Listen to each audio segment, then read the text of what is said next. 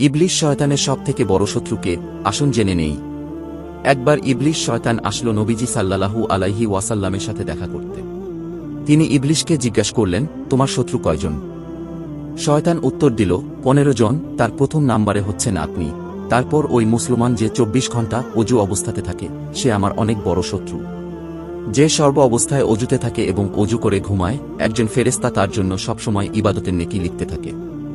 আল্লাহ আমাদের সবসময় পবিত্র থাকার তৌফিক দিন এবং শয়তানের কুমন্ত্রণা থেকে হেফাজত করুন। আমিন।